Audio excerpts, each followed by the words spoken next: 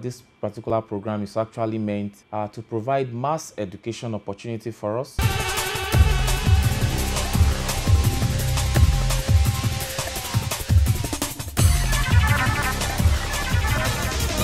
So the first thing you need to consider under presumption phase preparation by schools is that, number one, there must be thorough cleaning of the environment. This is very, very important.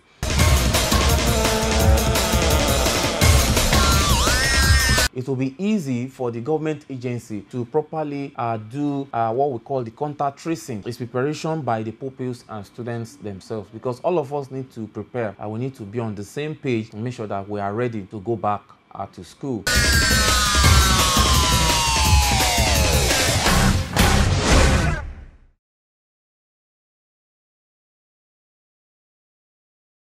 Good day, you are welcome to CAC TV on this week edition of Edugist.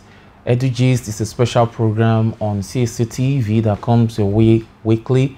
Edugist is a program that brings you with up-to-date information about what happenings around the educational sector in Nigeria and possibly around the world. Outside that, we also bring up some topical issues which we'll discuss here in order to also encourage the students, the pupils, to enhance their performance, to also assist the parents that are struggling with their pupils. Not only that, we also ensure that through our discussion, we try to think with our creativity and innovative mind so that we can do something very good with our education, and also try to enhance our education in this part of the world. And you can just afford to miss any of our edition on Edugist on CAC TV. I'm your regular host, Dr. JB Minari. This week's edition promises to be very, very exciting, and I have a guest that I've brought here from one of our great universities in Nigeria here, and she is also has been lecturing for some time. She's been teaching for some time, so I believe that we'll have a sweet time today when we discuss on some very important issue. By the way, let me congratulate Nigeria for its 60th independence anniversary that was celebrated 1st of October. Happy anniversary to all Nigerians, and we wish and we pray in the subsequent year that we'll have a better educational system in this part of the world as we advance in our age of independence. This is Edugist. I will proceed to go on a short break. When I'm back, I will take you through some educational matters arising on educational issues for some weeks, to bring you up to date with happenings around our campuses, our schools, our Ministry of Education, and other things, other information as regards education. Don't go away, I'll be back.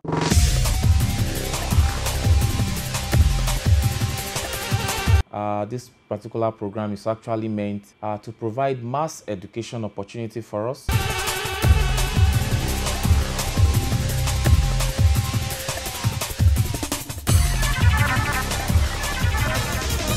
So the first thing you need to consider under presumption phase preparation by schools is that, number one, there must be thorough cleaning of the environment. This is very, very important.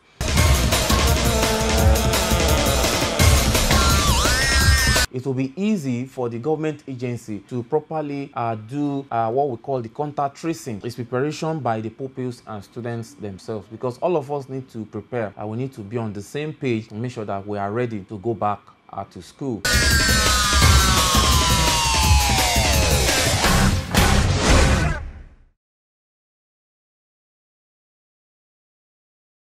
Welcome back after that short breather. Let me just take you through some matters arising on educational issues. Let me start from the Academic Staff Union of University, popularly known as ASU. During the week, we heard that the Labour Minister, Dr. Chris Ngige, said issues relating to ASU will soon come to an end, and he also claimed that ASU members have been collecting their salary, but almost immediately ASU actually refuted that information and telling us that quite a number of the academic staff are still being owed up to 7 months salary. Some people 4 months salary is being owed the academic staff. Well, we hope that the labor minister, the finance minister, and those involved will quickly meet with this union so that their salaries will be paid, and all other outstanding issues also will be settled, so that our students can go back to school, because this strike, you will agree with me, is not too good for our educational sector when we always have break interference in the sequence of our education in this part of the world. And also in line with that, also we had all the way from Abia State University that the staff protested during the week for non-payment of salary. And we heard that they are being owed up to 5 months salary. We also hope that the government of Abia State will please look into that also. All these non-payment of salary, owing of salary, they are not too good for our educational system in this part of the world. Well, we have a good news from University of Abuja when we heard that we have 10 people that have been raised to the rank of professorial cadre. 6 of them are for full chair, while we have 4 of them as associate professor. During the week, we had the news concerning the school feeding program. A lot of news have been going on concerning some of the funds that were released for the school feeding program. In fact, in a local government called Sabon Birnin local government in Sokoto State, we heard that the education secretary in that local government was charged for allegedly withdrawal of some fund that is actually meant for the primary school feeding program over there. And not quite long also, we heard over the news also that over 2 billion naira meant for the school feeding program was also found in a private account. That was said by ICPC, even though the Ministry of Humanitarian also came up to debunk that. But they further explained that that money is actually not meant for the feeding program, the homegrown feeding program that was done during the pandemic and the lockdown, that it was actually meant for the feeding program for the colleges of education. But whichever way you want to look at it, 2.2 billion naira or thereabout was allegedly found in somebody's account, private account, which shouldn't be so. I think the proper authorities will look into that and ensure that proper sanction is meted to the defaulters and the money is actually directed to what it's meant for. We heard during the news during the week that there was a competition in Osun State, and a Edugist student actually did well and came first in that competition, essay competition. We wish that students all the best. We also heard that Unity School, they are to resume October 11. October 11, Unity School are resuming across. That was said from the Ministry of Education during the week. Also, we learned good news from Oyo State that Oyo State government reinstated 41 LAUTECH workers that was initially sent out of the system. They were reinstated. They were sent out of the system by the previous administration. Previous administration of the former governor, but this government came in the state and then brought them back. Well, and they also approved payments of 5 months salary. We wish them all the best. Let's go to the north all the way to Kano, where we heard that the Kano state government has announced a resumption of school to take place on October 11. But the way they did it, they said primaries 1 and 2 classes will be going to school on Monday and Tuesday, while primaries 3 and 5 will be going from Wednesday and Thursday. And they now said GS1 and GS2 to wait for 5 weeks, while GS2, GS3, and SS2, they are to resume fully on that October 11. We wish them all the best as they resume, and we hope that they will comply with all the rules and protocols as outlined by the NCDC and the Presidential Task Force that have been trying to monitored to ensure that we stay safe. And it's very, very important we stress that, because in some part of the world, we have a second wave of the pandemic, which we hope that we will comply so that we won't experience that. Also, Bauchi State, we had that they have a leading position actually in children out of school. About 1.4 million children are out of school in Bauchi State. This was reiterated by their governor during the week, and I hope that the government of Bauchi will do more to take some of these children out of the streets and then take them back to school, because if you are not training these children, you are actually endangering the society. It's a big security threat, really, if some of these children are not taken off the street, because they can go a long way to cause insecurity.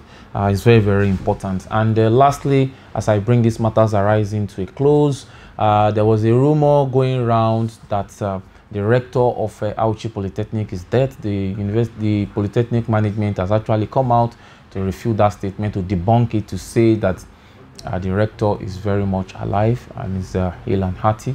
We wish him all the best. We'll go on a short break again, and when we are back, I will bring in my guests.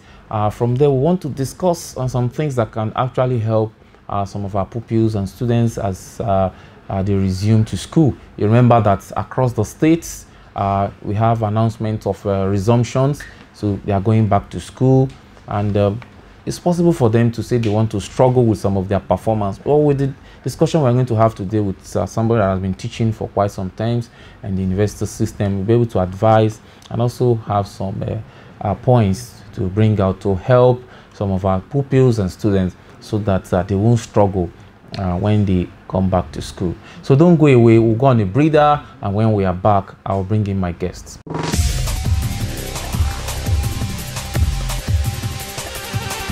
This particular program is actually meant to provide mass education opportunity for us.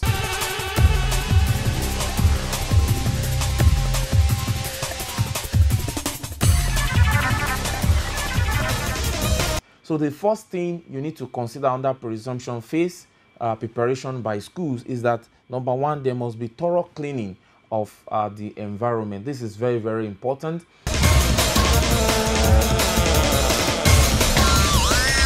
It will be easy for the government agency to properly do what we call the contact tracing. It's preparation by the pupils and students themselves, because all of us need to prepare and we need to be on the same page to make sure that we are ready to go back to school.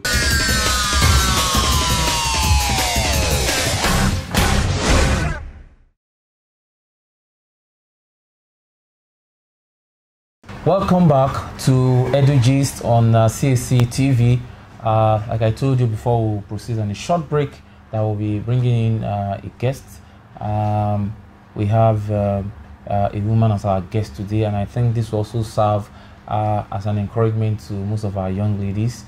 She is in the academics and she has done so well for herself. I will want her to introduce herself before we go on to the conversation. You are welcome, ma'am. Thank you, sir. Yes, sir. Can we meet you? Yes, sir. Mrs. Omolara Adenuga is my name. I am a physics lecturer. Actually, my basic field is geophysics, but I teach physics at all levels at the Olabisi Onabanjo University. At least for the past 7 years, I've been teaching physics. Oh, that's great.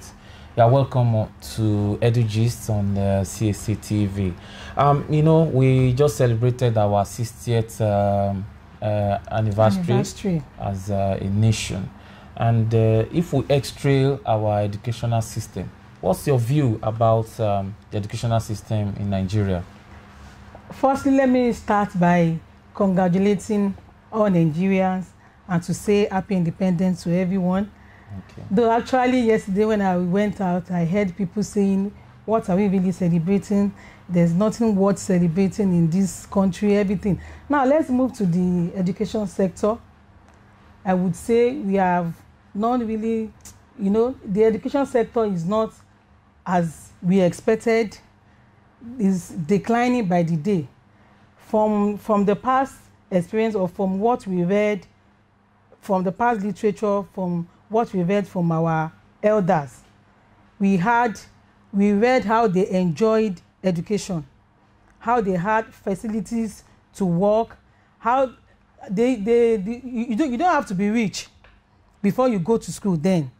But now, if you don't have money, let me tell you, you can't have the best of the education. So I would say education is declining by the day. Declining by the day. Like, for example, I started my postgraduate program, that is my PhD, for the past 9 years. And what really delayed me now is the fund. I didn't mean I had money or there is support, I wouldn't have spent so much time. I would have even, say, let me travel abroad to do it. But I decided to stay here and do it. But I was delayed because I couldn't really get fund. So I have to wait till when I had money. The university couldn't provide equipment for researchers. So you have to look for your own money, you know, to get equipment, to get softwares to, you know, do your work, do your research. So I'm not really impressed. I'm talking my own opinion now. Yes. I'm not really impressed with the way the educational system so far. Let's even look at the lower levels, like the elementary schools, the nursery, the primary school, the secondary schools. What will also be your assessment then? I mean, compared to our own days, yes, we are still young, but in our own days, we started with slates. We've been writing on board. But what we have now at a very tender age, they're already using phone. They're already exposed to. In fact, some schools will even tell you, you have to get a laptop for your 4-year-old child, 3-year-old child. And I'll be wondering, while I was young, I used chalk and this blackboard. Even, let's start from the teachers now. Okay. Once you probably after your HND or BSc, you couldn't get a job, they would just go for a teaching job. Okay. Not knowing the skills, you know, there are some skills of teaching. Yes. And I believe this primary level is the foundational level is very, very important. So this, with the education system, has been lagging behind in this aspect. So what you are saying now, that is very, very important as part of those things that qualified people should come in. We used to know that our teachers back then, they will start from NCE before going for probably postgraduate something, but they will still have that NCE background. But now, if I don't think people have, do they still have NCE programs in our? They do. But the problem now is that's just because of problem of unemployment. So even people that are not really interested in teaching, but just because you want a job and you just go. And even in our tertiary institution, yes, you will see students, when they give you admission, when you have a very low score in JAMB, that is when they will now say, okay, do you want education? And I think education students they are supposed to be the best. So it's even those scoring very high scores that ought to be in that education. But the system nowadays is those that has low score, and they will not say, or some people that even drop from other departments they will not that they couldn't cope. Okay, go to education. So those ones will now finish, you know, after they will now want to go and teach. What exactly do they want to teach? And even the way we see them as non-serious students, but they are the ones that will teach our upcoming generation. They are the ones that will teach the doctors that to come, the lawyers that to come, the professors that to come. So they are the ones. So, and if the foundation is very weak, in fact, at this point, we need to work on the foundation. It's very, very important. The foundation, the educational foundation, is very, very important. But will you say that the influx of private schools has really helped? Because growing up too, in the 80s, we didn't really have much of private. Most of us went to government school. By your own assessment, will you say that influx of private schools has really helped, or otherwise?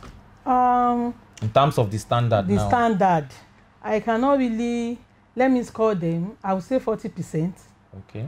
Because, you know, we were talking about the teachers before. Qualified teachers. The qualified. So it is these private schools that really absorb all these, you know, anyhow graduate schools. Even school start. Because let me also confess my sin that I also taught there when I also finished. I did same. So when I was done and there was nothing to lay hands on that. So okay, you just come and teach you. And they will, just because they will pay you any peanuts, they will just give you. So people go. So I believe these private schools should also have a standard.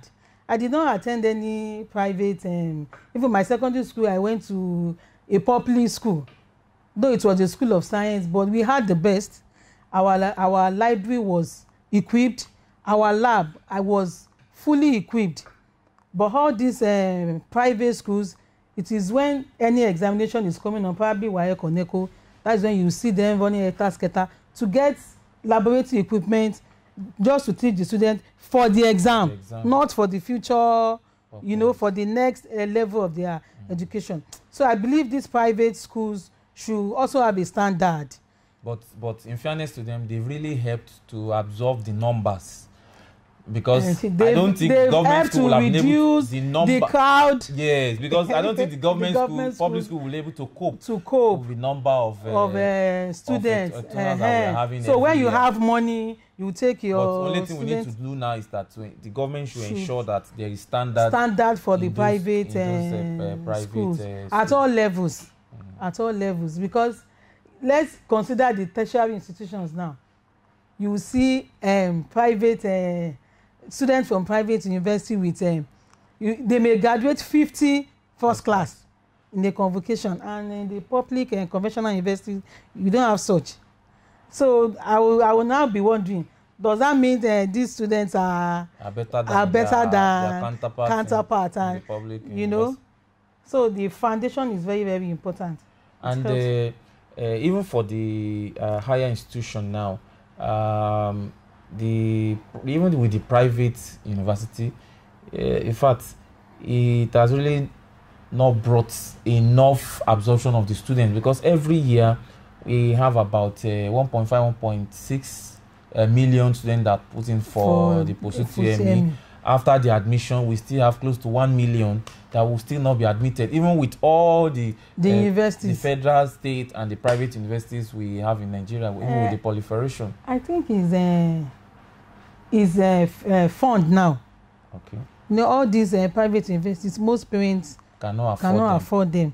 So, but do you also think that with by now we should also be thinking of how to also stem our population? Is it also the way to go? Because population keeps increasing, we can't cope and everybody with it. Wants to go to school. Our facilities are being stretched. We can't afford private university, and then we keep on increasing every year. What, do you think we should also be looking towards population control or awareness? Yes, it is essential. It is necessary. Okay. Though some people are still leaving the country, but even at that, we still have more. You know, everybody is giving birth every day.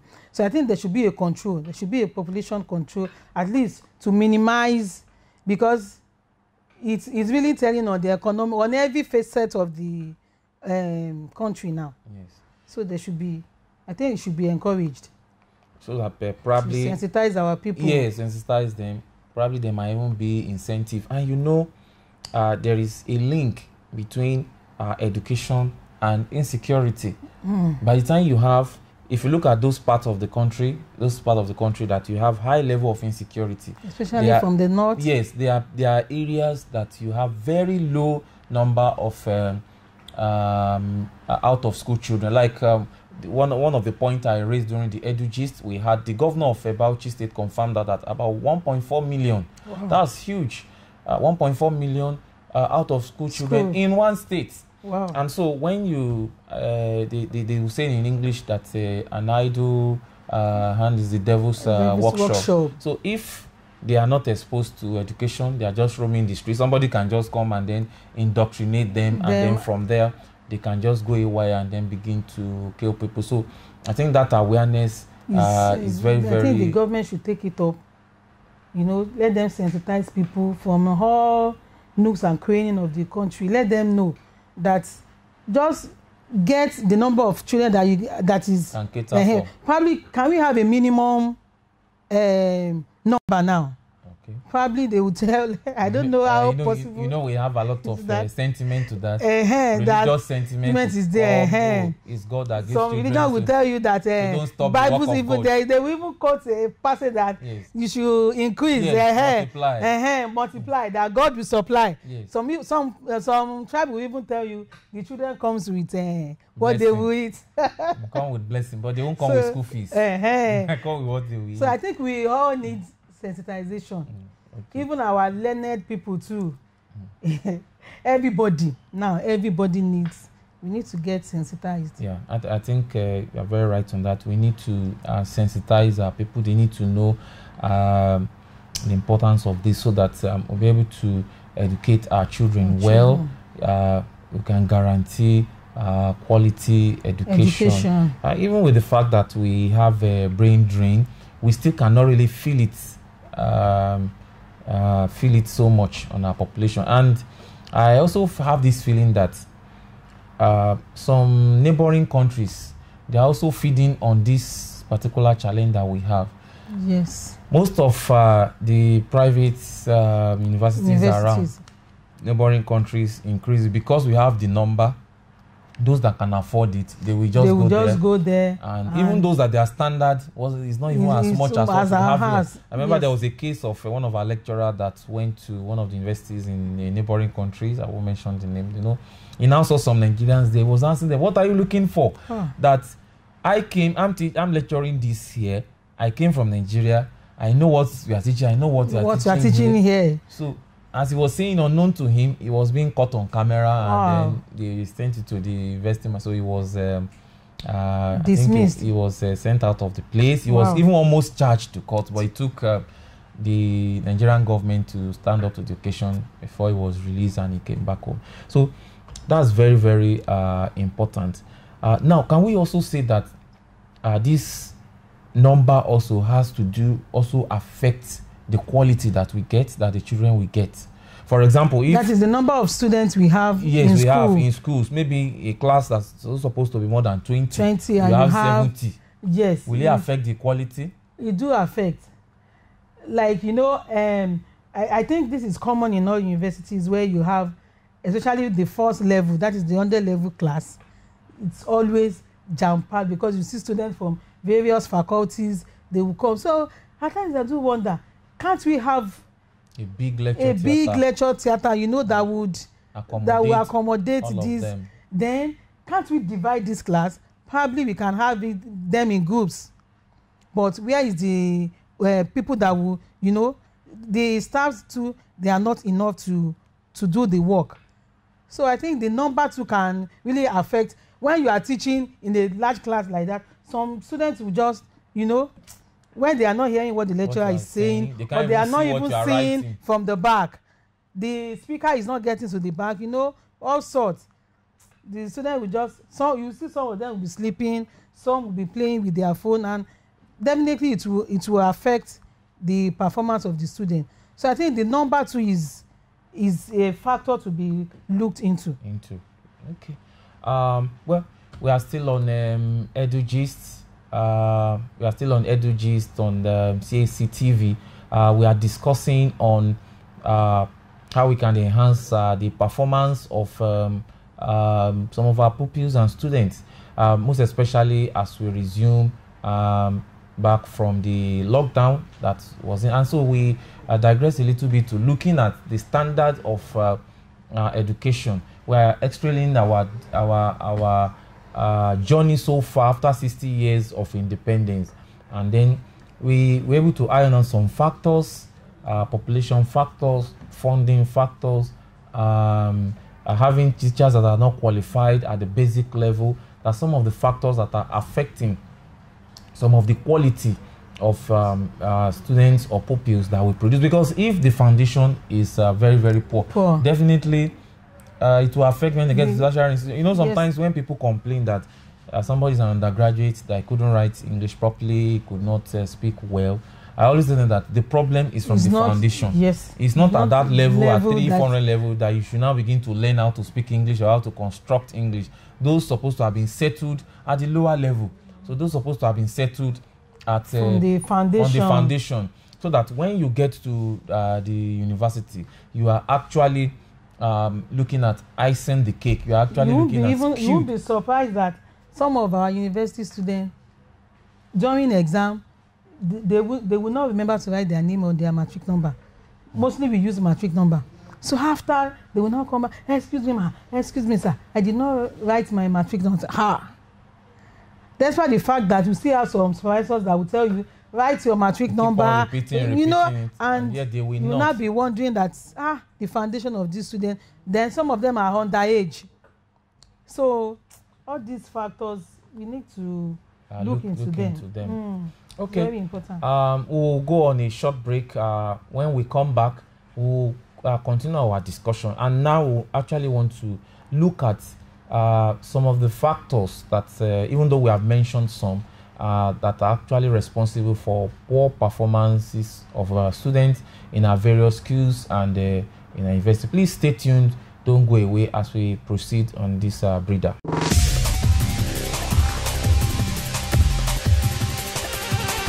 This particular program is actually meant to provide mass education opportunity for us.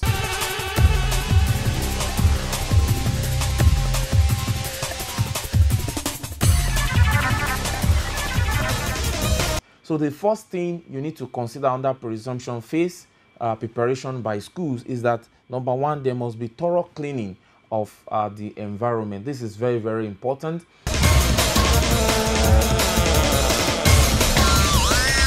It will be easy for the government agency to properly do what we call the contact tracing. It's preparation by the pupils and students themselves, because all of us need to prepare and we need to be on the same page to make sure that we are ready to go back to school.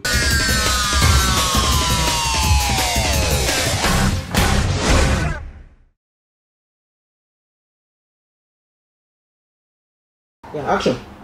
Welcome back to Edugist on CAC-TV. I still remain your host, Dr. JB Minari, and I have my guest here with me, Mrs. Adenuga from Olabisi Onabanjo University. And we've been discussing concerning the standard of education in Nigeria after celebrating our 60th anniversary. Now, we want to look at how we can actually enhance the performances of our students after this COVID-19. First of all, let's look at it. What do you think are some of the factors responsible for poor performance pre-COVID-19 and during this COVID-19 period? I think the major thing that I know is social media, technology. You know, the technology has a lot of advantages, but from the student part now, diverting into the social media, it's a major distraction, you know, to our students. And so many times I get pained in my heart, especially when I'm in class or during examination. You will not see that these students, they are so overwhelmed with social media. All the various forms of social media is really distracting our students. Not from the higher level now, right from the primary to secondary, because, for example, now it's affecting me as a parent too. You will see my 7-year-old son asking for my phone. Mommy, I said, go and do your own task. You say, wait, let me play a game. You know, when you lock your phone. What you two don't even know about your phone, they know it. So I do wonder, I will be asked, how old are you? You will be telling me I'm 7, and you need to see some things he does on my phone. So it's really a great distraction for our, and it's affecting their performances. There are a lot of advantages that the technology brought to us, but I think the students chose to, you know, go after the advantages of the technology, which is they are too fond of this social media, doing a lot of things. Even when you teach them in class, they now have one heart now that they will start, recording the lecturer in the class. They will snap your slide. Probably you are presenting the slide for their lecture. They will snap it, and when it's the exam time, they will bring the phone, to the class. So what we do in my own institution is, before you won't enter the exam hall with your phone, we have a bucket that we put at the entrance. Put it there. Though you will have been instructed before the examination, do not come with your phone. But because of what they have in the phone, they will still bring it. Your phone that you can, surf the internet, get more ideas from what the lecturers or your teacher has taught you. But instead of that, they will just be, be on Instagram for hours, be there for, as long as they could. So some of them don't even sleep again. But if they could use those precious time to, study, learn more from what you can know more than your teacher. Yes, and even they can take advantage of the platform now. You can browse on your phone. That's what I'm saying. There you was can no browse internet on your phone. when you were doing projects. You have to go to the library, be opening a encyclopedia on one topic. You read before you won't get anything. You come back, but now at a click of a button, you have everything. But they don't. They are not making use of. So what do you think we can do to maybe divert to make them use that same platform to actually enhance their performance? Now we have two sets of people that could help these students. One is the teachers and the parents who has a lot to do. Okay. Like I decided that on my own as a teacher now, I want to, probably after when the school resumes, when we start classes now, even if you are going to come to my class with your phones, or you are free to do that, but let's engage them positively. With that your social media, with that your technology, do something. Give them home tasks, give them write up to do, a lot that even you will not have time to punch, to chat, to do all the. Let's give them, go and do what do we call it, terminal work, all this write up, do it. Maybe I will give you one for 2 weeks. When you finish that one, I may give you 3 days break. I will give you another one. Then for the younger ones, we can stop them. Like I did during this lockdown. I gave them time. You will watch cartoon, but from this time to this time. After then, even if you are tired of reading, go and sleep. So let's stop them from the younger age, so that it won't. And even those in the higher school of learning, sometimes too, we just look at saying that when you get to class, if you also make their assessment, their continuous assessment, not to be based on just on almighty test. You know what I mean by almighty test now? That you fix a date that your test for this course is so and so. You understand? They just be looking forward. Yes. But if your continuous assessment is cumulative, so you can take it in your class. Some class you can say, okay, after this class today we are writing a short test. So even if it's 5 or 10 marks, everybody will come. We will concentrate. Then you will not press your phone. You will not press your phone because you don't know the point. And really, you do have your test, no matter how short, how brief, how small. Have the test and then collect it, mark it, and let them know that this thing will count at the end of the day. Yes. So if it is I think over you can 5, help them with that. If it is over 5, you have maybe 3 over 5. If you did it well, you have your 5. And then you know that you have 25. If your CA is 30, you have 25. Another class again, so that it will also put them on their toes. From the social media, in fact. Don't you also think that the way the society also hype some of the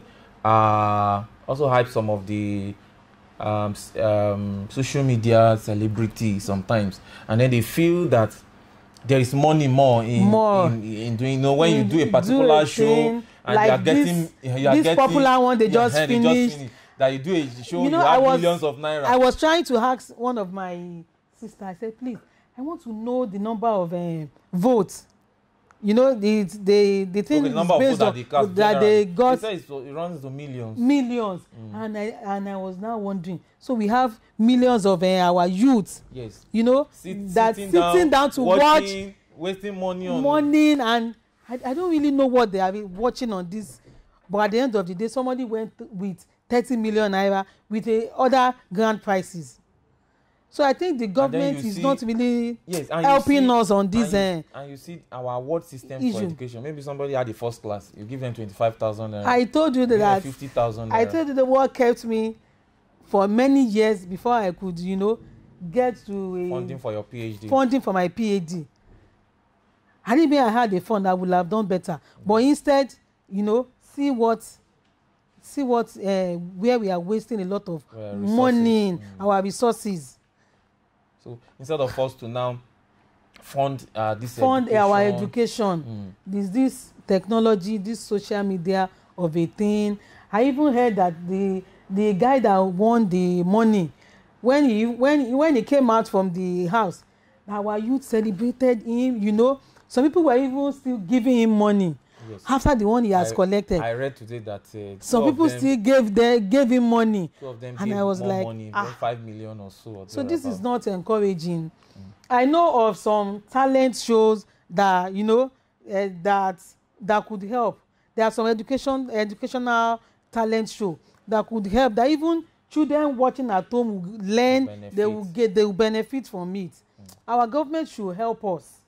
They should help us in this area of funding of education, so that the youth also will see that it also pays to go to school. To pursue excellence academically. Somebody that if it had been an educational platform or a program, you know, it will encourage them that even if you are going to have that lot of money, you will know what you have. Yes, you will not regret ever, you know, learning, ever going to school. And I think that is a very good thing to this social media of a thing. We should look into. The parents should also help. We have a way where we can, you know, guide all these social media tools that our children are using. You can collect their phone, you can seize it for a period of time. Even when you refuse to give them money to subscribe or this, they will now take it serious. My mommy wants me to learn, my daddy wants me to learn, let me do away with this for now. I don't need. You may even decide to punish them, and you won't subscribe to your DSTV, your TV station. You can punish them with that, at least for a period of time. I've told myself, when my children grows up and they start all this BB Naija or whatever show that is not glorifying, I said I will not subscribe. That is what I decided to do, that when they grow up and they understand what it takes. So the social media is not helping our students. The technology is wild. It has brought a lot of advantages for us, but we are not tapping into it. We are not tapping into it. It's the negative side. We have a lot of textbooks on the internet. Now you can download as many textbooks and e-books. Store it in your laptop. You can even have it on your phone. You can read. You can even read in traffic. Read anywhere. In Lagos here, when you are stuck in traffic, you are studying and you are reading. Everything is on your. My thesis from chapter 1 to the last is right there on my phone. So whenever I need to, you know, I'm bored, I'll just let me try read. I have journals that I download. I have e-books on my. So you can make good use of that technology instead of sitting browsing. Some students even watch porno on their phones while lectures are going on. So we need to look into that. This social media of a thing. Okay. Before we go, I want you to encourage the ladies, the young ladies, the young girls, because some of them too, even some parents still believe that they should not send their young girls to school. So I want you to say one or two things to encourage the parents, also to encourage the young girls, that they can also get to the zenith of their career if they are serious. And parents should know that you train your children, whether male or female, that nothing can stop them. Yes. Let me use this medium to tell our parents at home, either you have a male or a female, they are all goal-getters. Don't see your female child as don't let her feel inferior, that she cannot make it, she cannot succeed just because she's a female. Especially from our Yoruba tribe, they will tell you, you will get married and go to the kitchen. So your certificate will end in the kitchen. No. Like you now, you are married and I am married. I'm lecturing bagging your PhD and I will be fine. After then, I will become a professor. Yes, I look forward to that. So let's encourage our female our female children. They can get to any level. I believe what a man can do, a woman can do better now, because we are seeing everywhere, making exploits. So let's support them. Let's encourage them from the scrap. Let's tell them, see, I used to tell my baby girl, you are beautiful. You can do it. And if you see her talking, she's very sharp. She will talk. She will even shout at the brother. And I will now tell you, no, it's your other brother. So let's encourage them. Don't tell them, you can't. Don't let the female child wait for the male child to go to school. That wait for your brother. You are a girl. Don't. No. We are goal getters. We can do it. When we are determined, I noticed that thing in a female. Probably in a female. Is it a gene in us or something? When we are determined, we'll get it. I told myself that I want to be an academia, and I started after my BSc. I thought, this my grade is too low. Okay, while I was serving, I came from where I was serving to get my MSc, and I did well. And from there From there I proceeded immediately. That's good to hear. Thank you very much for coming to this show, Mr. Adenuga. I wish you all the best. We hope to have you also on this show next time. This is Edugist on CAC TV, and this is where we are going to draw the curtain of the program today. Please don't forget to join us next time, same station, same time, for Edugist on CAC TV. I remain your regular host, Dr. J.B. Minari. Thanks for joining us, and have a blessed day.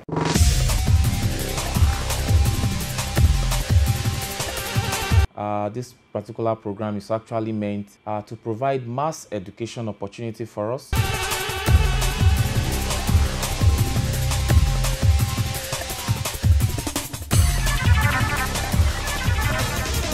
So the first thing you need to consider under presumption phase preparation by schools is that, number one, there must be thorough cleaning of the environment. This is very, very important.